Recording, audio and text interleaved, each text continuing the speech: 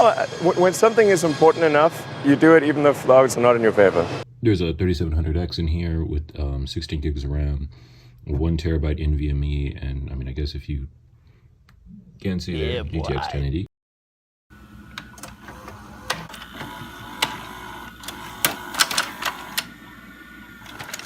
I've been obsessed with sleeper PCs since I started building computers. As we all know, the best sleepers leave no hints of the hardware pushing all the power inside. This PC came out surprisingly well. I wasn't expecting the build to go so smooth, minus a few small issues. This was one of my most straightforward builds. I've always said that working in some OEM cases can be just as easy as working in the most priciest cases, but first let me introduce you to that case. When I seen the listing for this Eve machine on Facebook, I jumped to the opportunity to buy it. The case almost looked new and only would need a quick dusting to be in peak condition. Quite literally, like, this is the dream sort of case. Like, it's literally in immaculate condition, has these little covers. It like this is amazing. It has all this. This is super freaking cool. It's like in perfect condition, so this will definitely look amazing on this build. Here's a look at all the beautiful, wonderful parts that will be going inside of this rig. So we got the Ryzen 7 37, oh there it is, 3700X. I don't know why I was going to say 77.7, but 3770, yeah, okay, 3700X. A Western Digital Black 1 terabyte NVMe drive, a what is that there? That's a 3600 DDR4 kit of RAM. That's a kit, dual channel kit, and 1 mass storage drive. Even though 2 terabytes is not a lot of storage, but it should do. It should do. Plus the 1 terabyte, that's 3 terabytes in total. So here we have the RM850X, which this was kind of like an impulse buy, to be honest, but it's fully modular. It's nice. 80 plus gold. You know, Corsair, it's nice, it's good. And here we have the ROG Strix B550F Gaming. This is a ATX motherboard, and I'm using an ATX case, or micro ATX case, so we'll see how all of this goes. Let's get into it.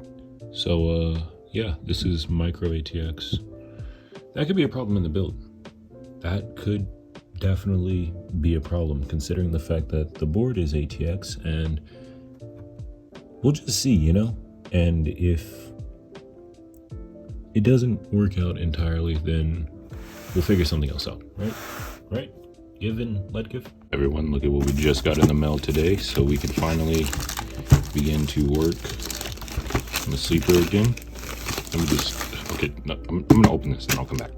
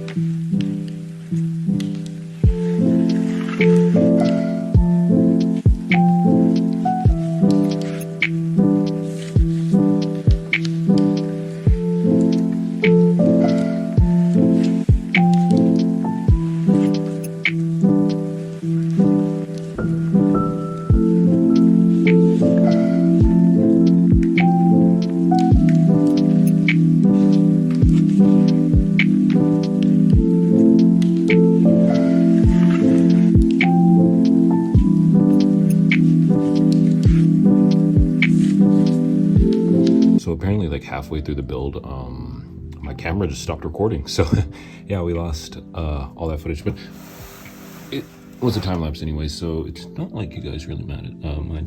So let's just go over the parts list again.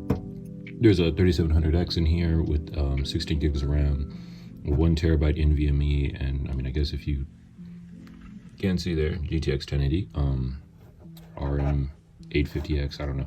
I'll put like a complete specs list, like exactly, well, maybe not exactly, that's the specs. Okay, there'll be links for everything down in the description. Here's the actual case. So I haven't actually powered this thing on. As you can see, this is pretty terrible, but I use super glue. Whoa, I'm not the best. Here we got this little guy. We also have these little holes. I'm hoping that this helps with ventilation, but let's boot this system up, shall we? And see what happens. So I'm gonna struggle to do all of this with one hand here.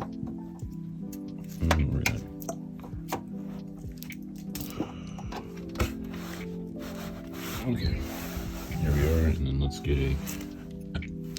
I have the hiccups, by the way, so that kind of sucks, but it'll be okay. Got the only two wires that matter right now. Let's flip the switch here, and let's see it post. So it turned on. Let's see. Is it going to post? Take a second. There we go. It posts. It's pretty, and it's done. Finally, after like 3 days of waiting, but it's finally done. And run Windows. Oh my gosh, these hiccups. That's amazing.